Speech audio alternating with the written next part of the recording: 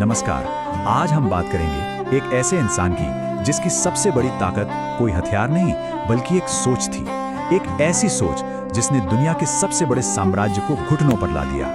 जी हाँ, ये कहानी है सत्य की, अहिंसा की और एक ऐसे साहस की जिसे तोड़ा नहीं जा सकता। ये कहानी है मोहनदास करमचंद गांधी की, जिन्हें हम सब और पूरी दुनिया महात्मा गांधी के नाम से जानती है। तो गांधी जी की शुरुआत जानते हैं, बहुत ही साधारण थी। ऐसा नहीं था कि वो कोई जन्म से महापुरुष थे, नहीं, बिल्कुल नहीं। वो एक आम इंसान थे जिन्होंने खुद को असाधारण बनाया। 2 अक्टूबर 1869 गुजरात के पोरबंदर में उनका जन्म हुआ। उनकी माँ पुतलीबाई बहुत ही धार्मिक थी और इसका गांधी पर बहुत गहरा असर पड़ा। शायद ये जानकर थोड़ी हैरानी हो, लेकिन पढ़ाई में वो एक एवरेज स्टूडेंट ही थे। कम उम्र में शादी हुई और फिर वो कानून की पढ़ाई के लिए इंग्लैंड चले गए। 1891 में वो एक वकील बनकर भारत वापस आए। उनके जीवन की दिशा ना बचपन में ही तय होती दिख रही थी। एक किस्सा है, स्कूल में एक बार एग्जाम चल रहा था और उनके टीचर ने ही उन्हें नकल करने का इशारा किया, लेकिन युवा गांधी ने साफ मना कर दिया और बस यहीं से सच या सत्य उनके जीवन का सबसे बड़ा सिद्धांत बन गया। और इसके बाद उनकी जिंदगी में एक ऐसा मोड़ आया, एक ऐसा चैप्टर शुरू हुआ जिसने सिर्फ उन्हें ही नहीं बल्कि पूरी दुनिया को बदल कर रख दिया। और यह अध्याय लिखा गया दक्षिण अफ्रीका में। हाँ, साल था 1893 और यही वो साल था जो उनकी जिंदगी का सबसे बड़ा, सबसे अहम टर्निंग पॉइंट साबित हुआ ये कि एक केस के सिलसिले में गांधी जी दक्षिण अफ्रीका गए थे। उनके पास फर्स्ट क्लास का टिकट था, लेकिन उन्हें ट्रेन के डिब्बे से बाहर फेंक दिया गया। वजह सिर्फ इतनी कि वो एक भारतीय थे।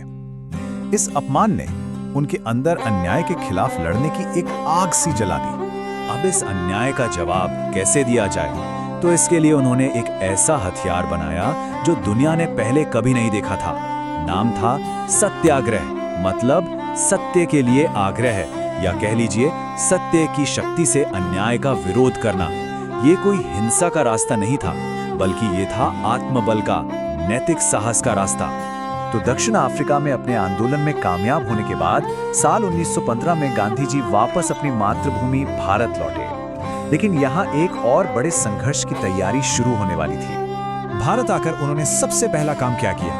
उन्होंने पूरे देश का दौरा किया ताकि वो खुद अपनी आंखों से देख सकें, समझ सकें कि ब्रिटिश राज में आम लोगों की हालत क्या है। और तब उन्हें यह एहसास हुआ कि अगर असली आजादी चाहिए तो सबसे पहले देश की सोई हुई जनता को जगाना होगा। और बस यहीं से शुरू हुआ अहिंसक आंदोलनों का वो सिलसिला जिसने भारत की आजादी की लड़ाई का पूरा रुख ही मोड़ दिया। देखिए, ये संघर्ष स्टेप बाय स्टेप आगे बढ़ा। शुरुआत हुई चंपारण से, जहां किसानों के हक की लड़ाई लड़ी गई। फिर खेड़ा में टैक्स माफी के लिए आंदोलन हुआ। इसके बाद 1920 में आया असहयोग आंदोलन, जिसमें पूरा देश शामिल हुआ। और फिर 1942 में गूंजी आखिरी और सबसे बड़ी आवाज, भारत छोड़ो। हर एक कदम देश को आजादी के और नजदीक ले जा रहा था। 240 मील, जरा सोचिए, 240 मील, ये वो दूरी है जो गांधी जी ने 1930 में पैदल तय की थी। ये था मशहूर दांडी मार्च। इस एक मार्च ने अंग्रेजों के नमक कानून की कमर तोड़ दी और पूरी दुनिया का ध्यान भारत की आजादी की लड़ाई पर खींच लिया। गांधी जी का एक और बहुत पावरफुल सिंबल था चरखा। ये सिर्फ धागा बनाने की मशीन नहीं थी, नहीं, ये प्रतीक था स्वदेशी का, मतलब अपने देश में बनी चीजों का। ये प्रतीक था आत्मनिर्भरता का और अंग्रेजों से आर्थिक आजादी का। असल में ये आत्मसम्मान की लड़ाई का प्रतीक था। तो गांधी जी जो कुछ भी करते थे, उसके पीछे उनकी एक बहुत गहरी फिलॉसफी थी, एक जीवन दर्शन था। कुछ ऐसे उसूल थे जिनसे उन्होंने अपनी पूरी जिंदगी में कभी कोई समझौता नहीं किया। इस फिलॉसफी के 4 मेन पिलर्स थे। पहला, सत्य, सच। गांधी जी तो कहते थे कि सत्य ही ईश्वर है। दूसरा, अहिंसा यानी नॉन वायलेंस, जो सच तक पहुंचने का रास्ता था। और फिर थे सादगी यानी सिंप्लिसिटी, और स्वदेशी यानी आत्मनिर्भरता। अहिंसा पर उनका यकीन कितना पक्का था, ये उनकी इस एक बात से साफ हो जाता है, आंख के बदले आंख पूरी दुनिया को अंधा बना देगी। अब गांधी जी ने जिंदगी भर जो संघर्ष किया उसका फल तो मिला, लेकिन उस फल के साथ एक बहुत गहरा जख्म भी था, एक दुख भी जुड़ा था। 15 अगस्त 1947 भारत आजाद हो गया। ये गांधी जी की जिंदगी का सबसे बड़ा सपना था जो सच हुआ।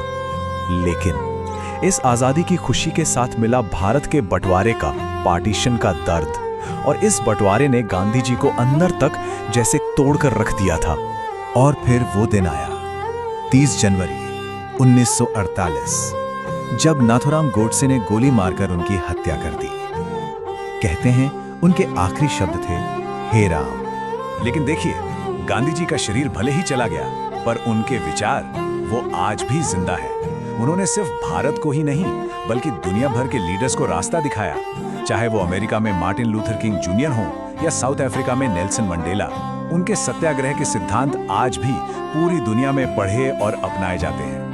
महात्मा गांधी की कहानी हमें एक बहुत बड़ी बात सिखाती है। ये बताती है कि अगर इरादे फौलादी हों तो बिना हथियार उठाए भी दुनिया की सबसे बड़ी जंग जीती जा सकती है। सवाल बस ये है कि क्या आज की दुनिया में उनके ये सिद्धांत उतने ही प्रासंगिक हैं?